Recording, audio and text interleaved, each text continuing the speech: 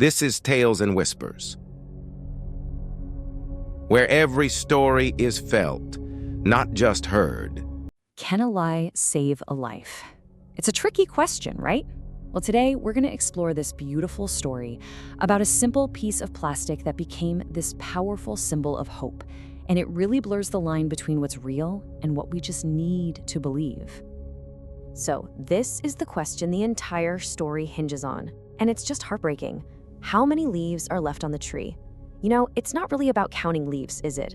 It's a measure of hope that's fading away, asked by a young girl whose entire world has shrunk to just the view from her bedroom window. Yeah, the girl asking that question is gravely ill.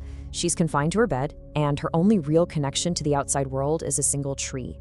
And as she watches its leaves fall, she feels her own life and her hope falling right along with them. So it's in this quiet room that the girl's hope gets tangled up with that single tree in a really dangerous way. It basically sets the stage for a fateful countdown. She's formed this fateful belief. Her life is now completely tethered to the leaves on that tree.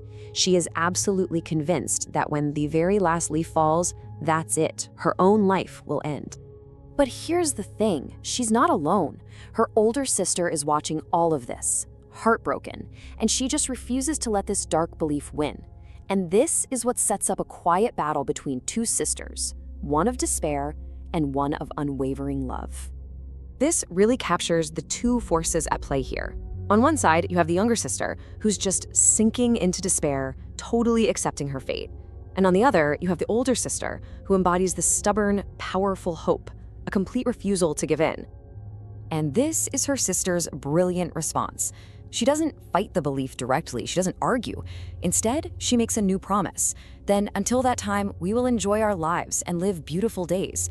She's basically saying, let's fill whatever time is left with as much life and beauty as we can possibly find. So this is where the tense vigil begins. As autumn gets deeper, you can just imagine. Every gust of wind, every falling leaf, it's like a ticking clock on the girl's belief. And it's all a test of time for the one leaf that just wouldn't fall. One by one, the leaves drop. The tree becomes more and more bare, until finally, there's only a single, solitary leaf left, just clinging to its branch. What happens next is, well, it's pretty much impossible. Autumn ends, the harsh winds and snow of winter arrive, then the seasons turn, spring comes around, and an entire year goes by, and yet that single leaf refuses to fall.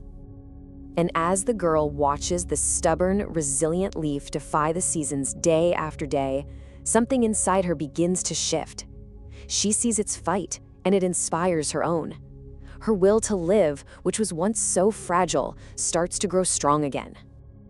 The girl is healed, and it seems like a miracle, but the true story is actually even more powerful.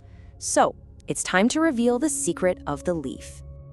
Fueled by the hope that this tiny leaf gave her, the girl makes a full recovery. She is no longer confined to her bed, she is healed, she's healthy, and she's ready to see the world again.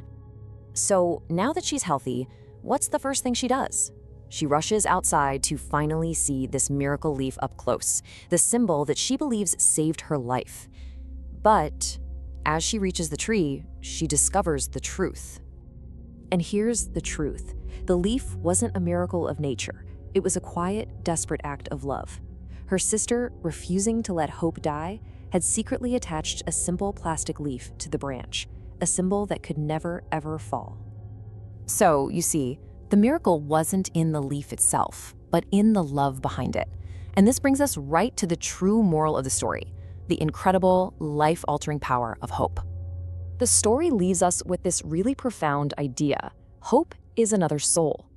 It suggests that hope isn't just some fleeting feeling. It's a fundamental life force, one that can carry us forward even when our own strength fails. So let's just break down the key takeaways here. First, an intentional act of love can create a powerful symbol of hope for someone in despair. Second, that symbol, even if it's an artificial one, can trigger a very real, tangible healing process. It proves that the reality we choose to believe in can sometimes be more powerful than objective truth. And this leaves us with a challenging final question, all inspired by the sisters' selfless act. When we lose our own hope, do we have a responsibility not to deprive others of theirs? And how much does our own belief, or lack of it, truly affect the people we love? Something to think about.